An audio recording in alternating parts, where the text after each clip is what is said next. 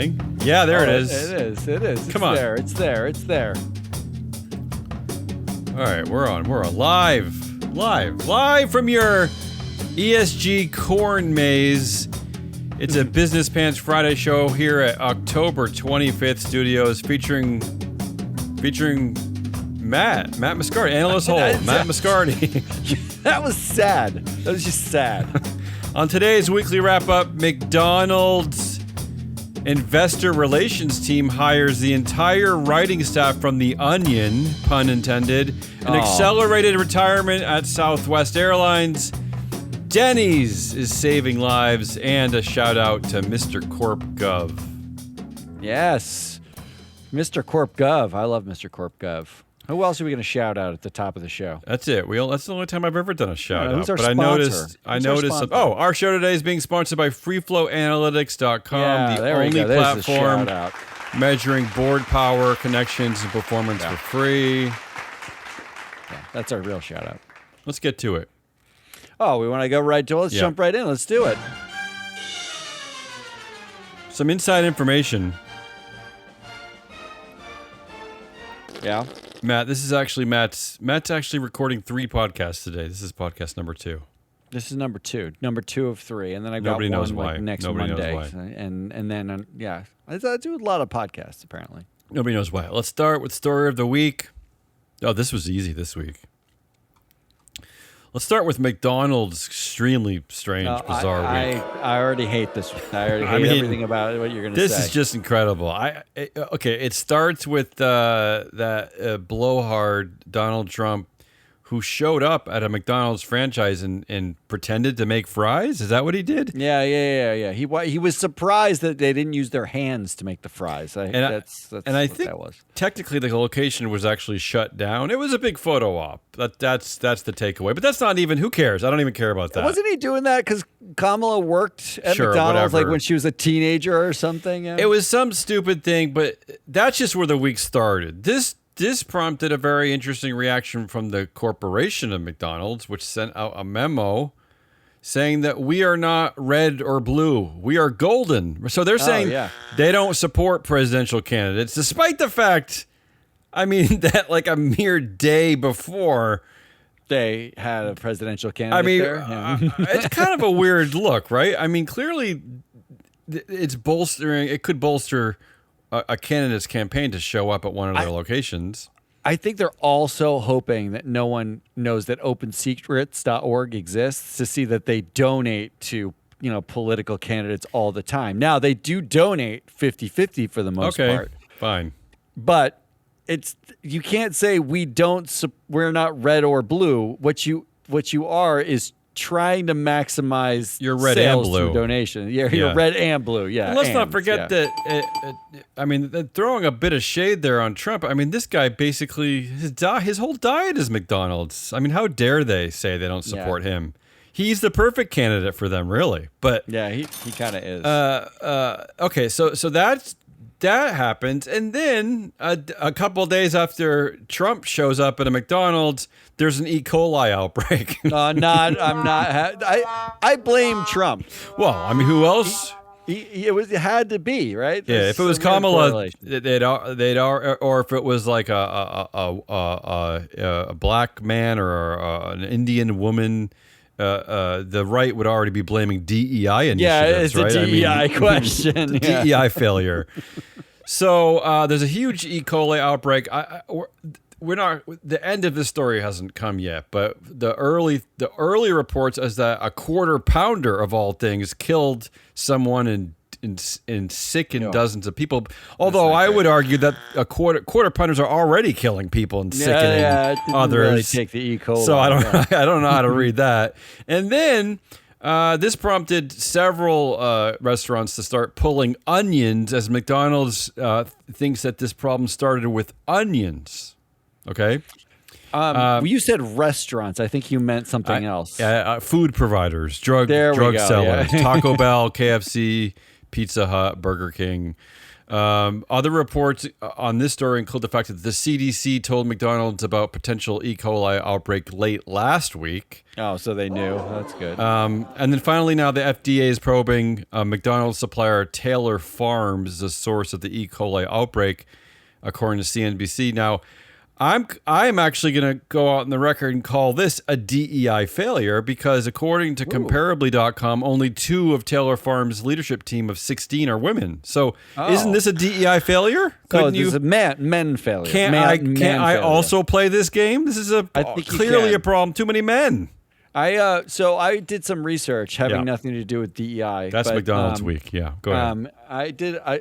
I found this website called iwaspoisoned.com where literally maybe we should start that website. Maybe we'd make more money if we started that website. It's like a social media-ish / comment site where people put up, they ate somewhere and it made them sick. That's all it was. Go ahead.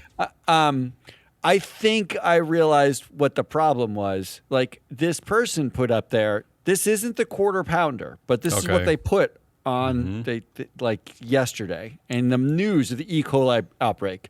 Sunday evening, I had 3 spicy McChickens with American cheese added. Monday morning, I woke up with really bad nausea and diarrhea. Okay, well. Later that day, I had a bit of a fever, still had the same symptoms on Tuesday. Now it's Wednesday. I have mild diarrhea. All right, well, it's getting better. I found out there was an E. coli contamination in the quarter pounder. Wanted to share this. Maybe the McChickens have been contaminated too. Yeah. Just that he took a picture of his receipt. Yeah. It wasn't just McChickens. He had 3 spicy McChickens with American cheese, a medium fry, a large Coke. Yeah. Total of 2,000 calories. Maybe the nausea and diarrhea is because you ate 2,000 calories worth of McDonald's in one sitting, not at 10. And it looks like at 10:30 at night. At 10:30 p.m. That's when he got the food. Plus, who's adding cheese to chicken sandwiches? I don't know. Like all of this, I know you're not supposed to revel in an outbreak of like a disease that can kill people, but like no better place for it to happen than McDonald's. Maybe people will actually stop eating there because it's not. Well, good. That's my takeaway. Yeah, yes. Not good. Wait for Goodliest because I have a similar story. That's McDonald's crazy week. It seems like an early favorite to win the week, but here are some other stories involving some high-profile CEOs and chairs. So the former Abercrombie CEO Mike Jeffries has been charged with sex trafficking and interstate prostitution. I don't do that. No. Southwest, they made a deal with their activist investor Elliott Management. So their chair, I'm forgetting his name. Who's the chair? It was Gary Kelly. Gary Kelly, Bob Jordan is the CEO. The former CEO, Gary Kelly, he will be accelerating his retirement. I've never heard that. I like that. Accelerating. So he was meant to step down next year. Now he'll be stepping down in a few days. And then Elliott is getting rid of 6 Southwest directors and putting on 6 of their own. I think, Matt, you're covering more of this story later. Yeah, we'll talk about it in a second. That's what's going on at Southwest. At Disney, they had to get into the news. So they're playing the long game here. So what did they do? Did they just drag out an old headline and change some of the dates? So listen to this. Change the number, yeah. Disney to name CEO Bob Iger's replacement in 2026. I mean, where have we heard this before? At Disney, right? I mean, how many times have we replaced Bob Iger? I mean, Jesus. Here's the twist: is that Mark Parker, their chair, is stepping down, and they're going to let the former CEO, current executive chair at Morgan Stanley, James Gorman, they're going to let him solve this crisis. So he's going to become the new chair at Disney. He's the man. Wait a minute. To replace Bob Iger. James Gorman. Yeah, James. But the headline is Disney to name CEO Bob Iger's replacement in 2026.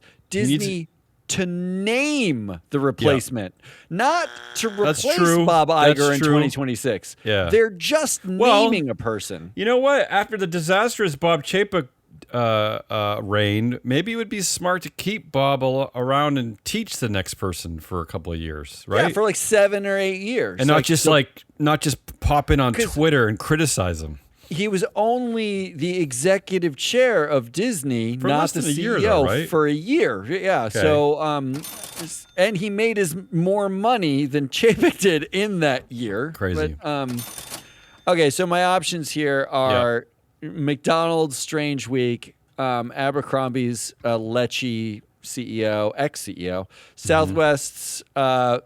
Would you call it a loss to Elliott? I guess they call it like a settlement. Okay, so Elliott was basically threatening a proxy fight, and Southwest gave up. Yeah. Although Bob Jordan is keeping his job. So this is really just all of this is about Bob Jordan's massive ego, because he's basically saying, I'm going to fire the chair. I'm going to get rid of 6 directors, but as long as I keep my job. As long as I'm here. I don't care. I do not care. I don't want to do something else.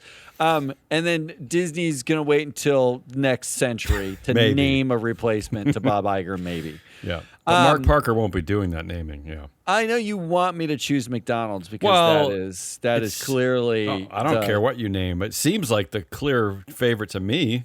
Yeah, it is the story of the week. There's no way I can pick something else. That's a lot. There's so much that That's happens. impressive. And like I don't. Yeah, there's so much that happened that it's hard to even keep count. Yeah, it's incredible. There's going to be a lot more is going to come from this E. coli outbreak. It you know what's does sad not make too? me want a McChicken sandwich. But you know what's sad is it's not gonna cause a long-term dent in the amount of people who eat at that terrible place. It's just not. It's just not. That's just you have silly thoughts. That's okay. Just silly. All right, let's move on to Goodliest. Come on. All right, let's do a couple of Goodliest. All right, can I just start by saying? Yeah, you go. McDonald's to me is also Goodliest. Why? I picked because at least even if it doesn't put a long-term dent in eating at McDonald's, at least everyone's going to be terrified to eat there for a couple of weeks. Yeah. They're going to go to Burger King across the street. At least that happens. Right. So, on a similar note, I have a similar story. Denny's. Remember Denny's? The racist, disgusting diner probably in your neighborhood. Remember Denny's? Oh yeah, vaguely, yeah. They're closing. Denny's. They're closing 150 restaurants and will reduce their menu. This is the best news I've heard in a while. Nobody needs Denny's. What about nostalgia? Where am I gonna get horrible pancakes at 1 a.m.? What else you got for Goodliest? What else you got? My other Goodliest is SEC. Here's the headline: SEC finds Wisdom Tree, which is a mutual fund ETF company, $4 million for investing in fossil fuels and tobacco in its ESG funds. Here's why I like this. So what Wisdom Tree did was they bought data from Sustainalytics, and they bought some data, I think, from somebody else, possibly MSCI, but maybe S&P. But they bought data from one main provider. They didn't buy the full data set. They bought some of the data. And what they said was, we are going to launch an ESG fund, and that ESG fund will have no fossil fuel or tobacco in it. But they didn't buy all the data. So they just bought the data on the energy sector, like not utilities. So you have a utility that owned like 49% of a coal mine, and that wasn't included. So the SEC realized you said that you will invest in no fossil fuels and no tobacco. That's what you said. Yeah. But when we look, we can identify holdings that if you actually had all the data, you would have found you did invest in fossil fuels and tobacco. So 2 things I like about this. Number one, that like it's basically a case for you need all the data. You can't get part of the data. Like if you bought ISS and Glass Lewis and not free flow analytics data, you've only got half the story. Like you've got actually 10% of the story because we are 90% of the data with director votes. So you need all the data. And number 2, I love that somebody's checking these morons who say no fossil fuel, and it turns out it was there. I like that. Like that's the problem, right? Like people we need more said, people did checking. You know of a thing? Yeah, check something. Maybe like the that. SEC should contract us out to check some stuff. On a similar Check out note, whatever they want. my other story aligns with yours too. On a similar note, this is the headline: Apple CEO Tim Cook's other job, helping Nike turn things around. That's why you should be looking at our data. Yeah, he's in there. But people are just, they're blind to this fact that a lot of these people, they're not just at their own company. They serve on multiple boards. They're doing stuff at a lot of places. Yeah. And our influencer data is a great way of kind of understanding who might be in charge at some of these boards. I would like ask the Tim question Cook at Nike. if Tim Cook has time to go to Nike. Like, what is he doing? I'm just irritated by a lot of things. But one of the things I'm consistently irritated by is that people just say CEO Tim Cook, CEO of Apple, but it's more than that. He's also helping run Nike, right? I mean, why are we run it? That's right. If LeBron James was playing for the Lakers and the Knicks, we'd be talking about it, right? Yeah, we right? would. Yeah. So I don't know like why. that. Anyway, we're the only ones who seem to care. So there you go. So are we voting on a Goodliest now? None of these are good. Let's just go for the SEC finds. SEC finds wisdom tree. That's the real. That's the only real good one, right? All right, that's good. Now let's do Assholiest instead. Yeah. Come on. Okay. I have 3 options. Number 1 is Southwest, an activist investor, Elliott, strike a deal to keep CEO Bob Jordan, add 6 new directors. Now, you talked about Bob Jordan, but look how much we coddle these fucking people. There are 6 directors leaving Southwest. They're accelerating. They're going to be gone November 1st. Gary Kelly is one of those who's accelerating. Gary Kelly is executive chair. He has been at Southwest for 3 decades. He's been sitting on this board, letting it languish, watching it basically like people herd like cattle to run into column A and get a seat, right? Like this is Gary Kelly, right? Gary Kelly, it makes it look like Gary Kelly's leaving this board. He is not leaving the board. He is going to be chair emeritus. What? I That missed is that. correct. I missed that footnote. Gary Kelly. Why? Why? So he's still gonna be in all the meetings. He's going to be sitting in the back sipping orange juice and saying, "Bob, do you really think we should do that?" As Bob Jordan tries to lead the meeting. He's in the what I call the staring chair. It's a chair where you stare at everybody. So he won't. So just to be clear, he won't technically have a vote. I mean, not that that's what they say. He won't have a vote. But he will have a presence.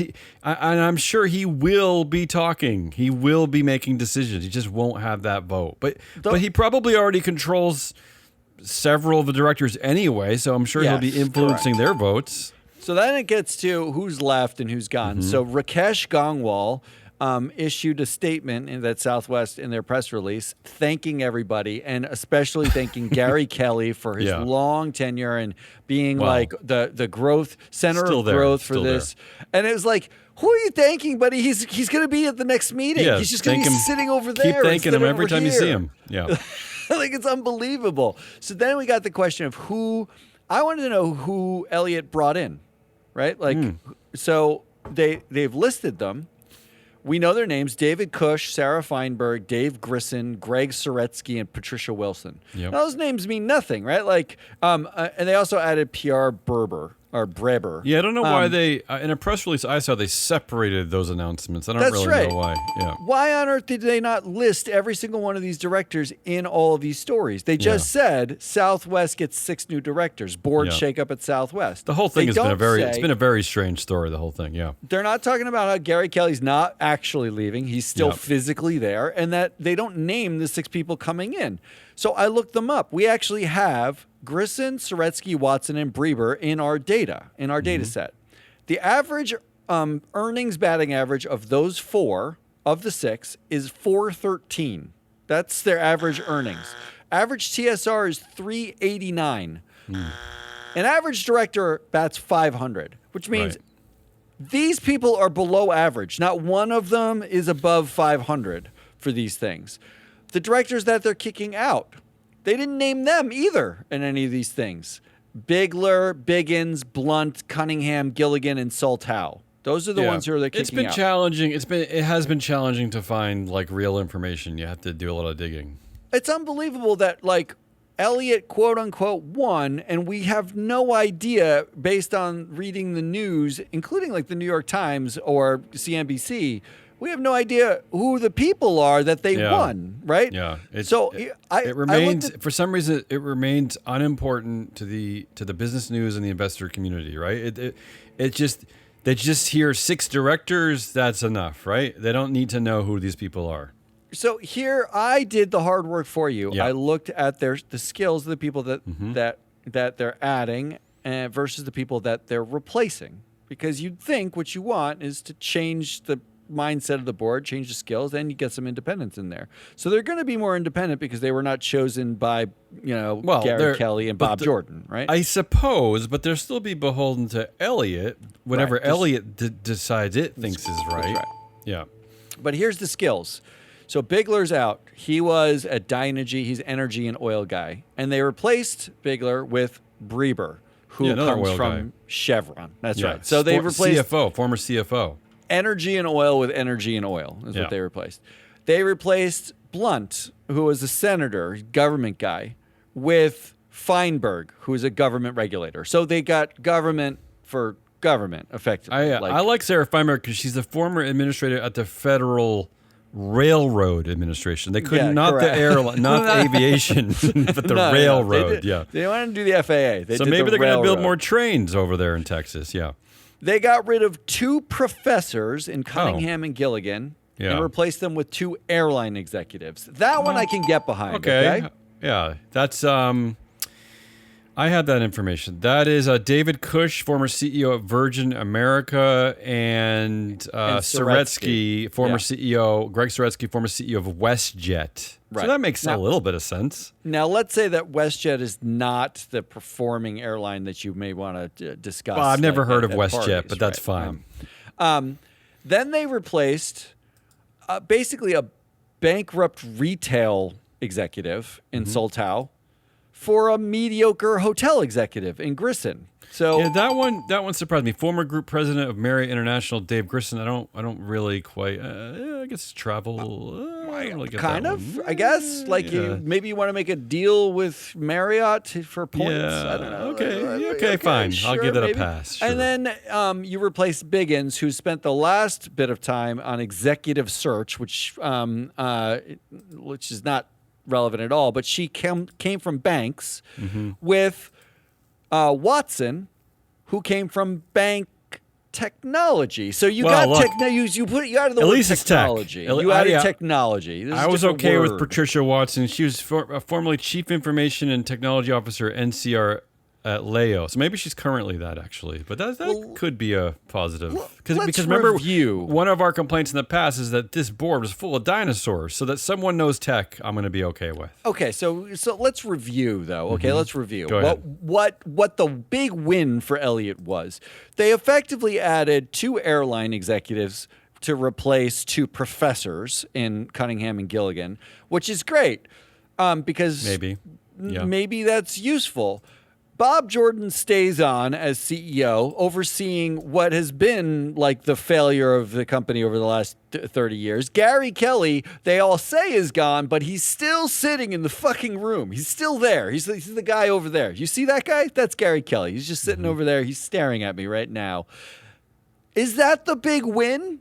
The big win is, like, after all of that money, all of that effort, what we got was effectively very slightly different backgrounds in the room, but for the most part, the exact same backgrounds, the same CEO, the same executive chair, just now with a different E word in Emeritus chair. Yeah. That's the big win. The performance didn't improve. The new players are not much better or worse than the old players.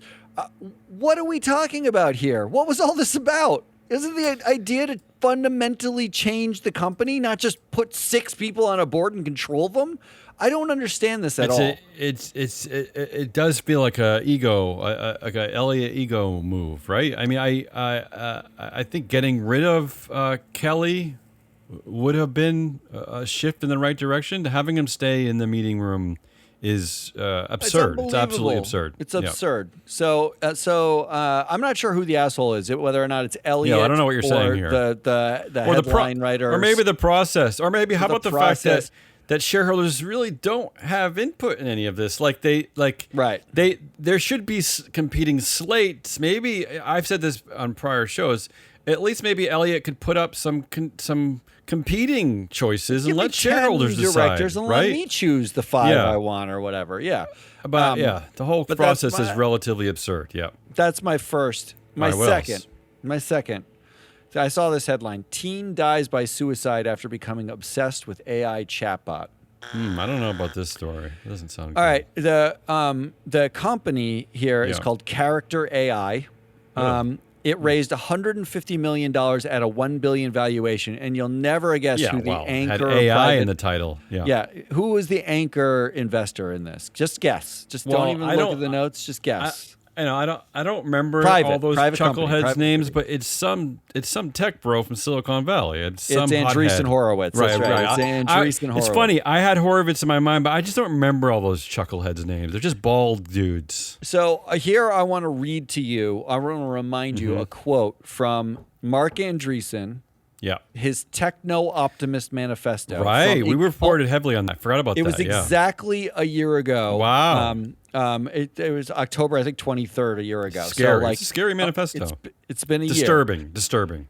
Here's quotes. Quote, we believe artificial intelligence can save lives if we let it. Medicine, among many other fields, is in the Stone Age compared to what we can achieve with joined human and machine intelligence working on new cures. There are scores of common causes of death that can be fixed with AI, from car crashes to pandemics to wartime-friendly fire. We believe that any deceleration of AI will cost lives. Deaths that were preventable by the AI that was prevented from existing is a form of murder. That one, I don't like that statement. And then it goes on, and he quotes a bunch of enemies that include ESG, he had a lot stakeholder of enemies. Capitalism, limits of growth, trust and safety, and tech ethics. Right. I remember. Yeah, that was a big one. As enemies to those things. Anyone basically overlooking what they're deciding to do is an enemy. Anyone getting involved with their decision making is an enemy. Now, he is saying AI can save lives if we let it. He is saying that standing in the way of making the AI that saves lives is a form of murder. And he is saying that tech ethics is an enemy. It basically is murdering AI. It's murdering saving lives. Do you know what Character AI, the company that Andreessen Horowitz funded at a $1 billion valuation, do you know what they do? No, I don't. They take famous people movie roles and they you make AI chatbots so you can talk to like a Targaryen from Game of Thrones. That's what they do. That is what they're saying. When he says we can save lives and if you stand in my way, you're a murderer. Yeah. And then you go fund having a 14-year-old kid talk to what he thinks is Daenerys Targaryen, like from the Game of Thrones movies, where she's saying, she being an AI chatbot, that she loves him and that he is amazing and that he should just, when he's like, should I join you on the other side? And she says, come to me, my pet, or whatever, and kills himself. Yeah. You fucking assholes, you're not funding. You shouldn't fund this ever if you're going to be saving lives and talking about wartime friendly fire and doctors are in the Stone Age. This is not that. No, according to his manifesto, really they should only be funding, companies in healthcare, right? Yeah. What the hell? What the hell is this? And this all in the same week that I saw OpenAI disbands another safety team. Yeah. As the head advisor for AGI readiness resigns. Yeah. And the Meta Oversight Board weighed in on a thing. The Facebook's over enforcement of a post involving Harris Waltz and nipples. Yeah, some satire. Yeah, and the person who left the OpenAI, they're all resigning for the same reason, which is that OpenAI is a nightmare. It's a horror show. It's a horror show, and it's going to ruin the future. That's why they're all leaving. It's not like they're just finding better jobs. We have all now lived through how social media has effectively destroyed humanity. You cannot have a nuanced conversation on earth anymore. You can't. Everything's black and white. There is no nuance. Everything's outrage. There, like including this report from you. It's unbelievable. How dare to me. you? And now we're repeating the same mistake with AI. Look, we're repeating it. You We're know just doing the my same old thing. refrain. I just want regulators, listing exchanges to step in and just get rid of this disparate voting rights for different shares. I just want that outlawed. I just want at least some kind of accountability. It doesn't mean I'll get my wish and they'll get rid of Mark Zuckerberg because they're not doing it at No, Tesla. They won't do that. But still, as a start, we got to get rid of these controlling interests in these social media companies when you don't even control the actual shares themselves. Horrible. So Andreessen Horowitz is option number 2, and this AI. Do we really need more? We need more? Yeah, because there's actually another good one. All right, come on. Hurry up. Whining It's too Boeing depressing. investors. Back to Boeing. Yeah. Yeah, well, we talk about Boeing investors all the time. We talked about it after every investor was like cool with Dave Calhoun making money on his way out the door. It's a total nightmare disaster. Let's not forget this week alone. They refused to strike, right? Like they're the union voting strike. against the latest Right. proposal. 64% against. Yeah. So here's the headline that you pulled. Lawsuit against Boeing's board seeks accountability for safety failures. Now, that sounds good, right? That sounds like finally someone's suing the board because they're a safety mess and it's a fucking nightmare. The lawsuit was brought by Ohio Attorney General Dave Yost on behalf of the Ohio Public Employees Retirement System, OPERS, and the State Teachers Retirement System of Ohio. They're the teachers' retirement. The lawsuit actually contends, it says, the board members and senior management know about the unsafe practices. They say board members know about unsafe practices and still are failing to address them even today. Quote, the failure of Boeing's directors and officers to implement and oversee Boeing's safety and compliance functions in good faith led to incalculable damage to Boeing's relationships with its regulators, customers, lenders, potential employees, and flying public. That's what the lawsuit says. Yeah. Congrats on the lawsuit, Dave Yost. Oh, by the way, you should check out this website that you run, how OPERS voted at the last proxy at Boeing. Yeah. How did they vote? I'm sure they voted against the entire slate of directors, right? Every single director was a 4. The board that they're suing, they voted entirely for. All of them. Honestly, as much as I support suing the board members of Boeing, if I was the judge or whatever in this case, I would throw out the case just based on you this. You have to, right? Like you are full. You are absolutely full of it. Absolutely. Not only that, if you are a pensioner, if you're a teacher in Ohio and you are contributing to like this pension, or you're a public employee, you should sue the actual pension because they're spending your money suing a company when they didn't do their basic fiduciary duty and vote against the directors that they're suing for not doing their fiduciary duty. Yeah. That is totally and utterly insane. And their lawsuit isn't about the door plug that happened after the vote. This vote was in 2024. I'm looking at the 2024 vote. This is the directors that they just put in. So it's not even like that. They brought this lawsuit's supposed to span backwards.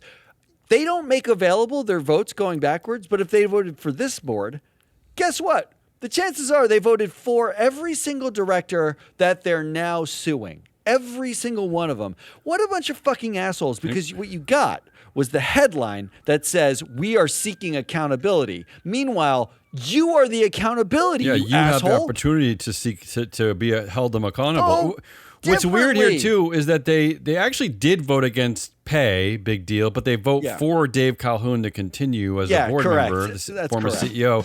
And they also vote against every shareholder proposal, including ones that would help stakeholders, customer employees, which they cited in their lawsuit, including like one on gender and racial pay gaps, one on the climate. I mean, they have an opportunity to support stakeholders, and they refuse to do so. They don't care. They refuse. So these are your 3 options now. You've got the fake Elliott win that like isn't. No, I'm not just going to go for seems that like one. a- I'm not going to go for that one. Yeah, I didn't think so.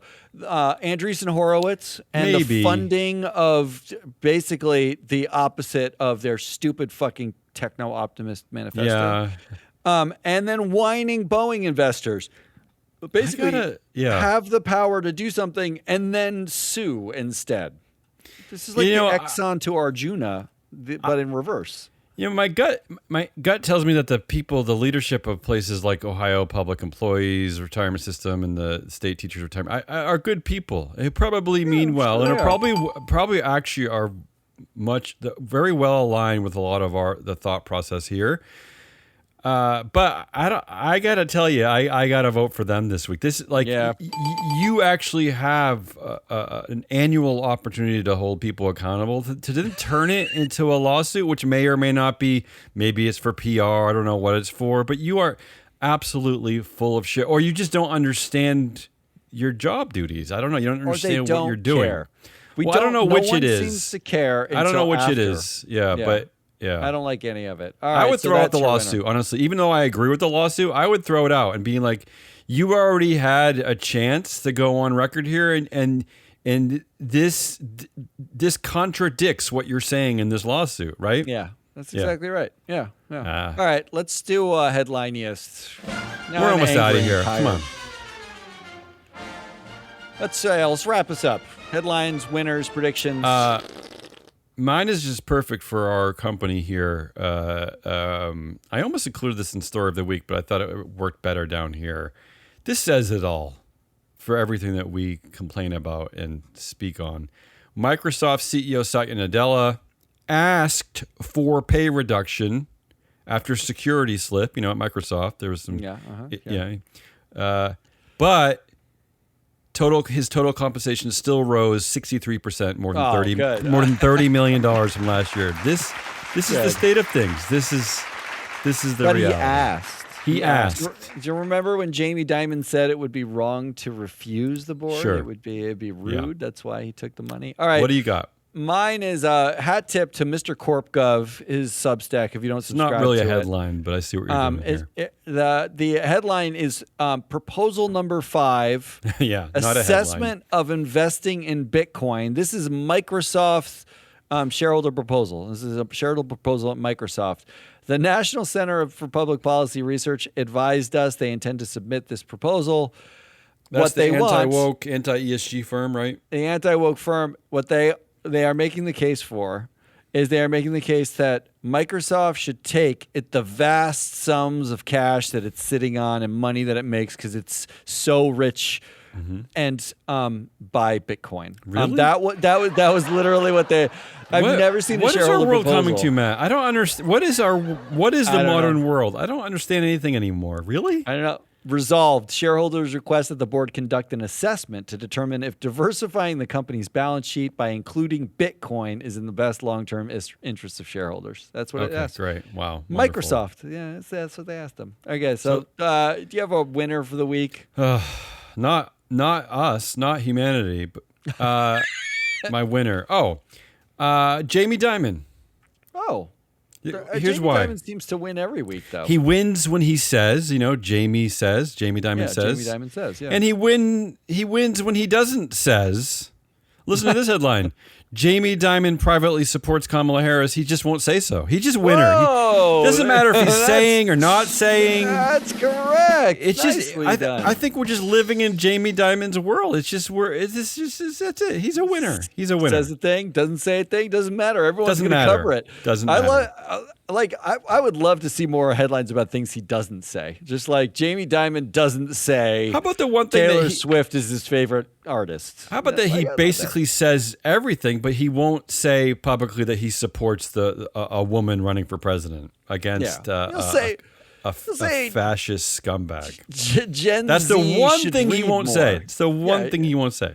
He says Gen Z should read more, but he doesn't want to say anything about the thing that might matter for the country. Yeah, my winner is Shake Shack, which is the only fast food company not currently associated with E. coli. Do you know that? You know that for sure.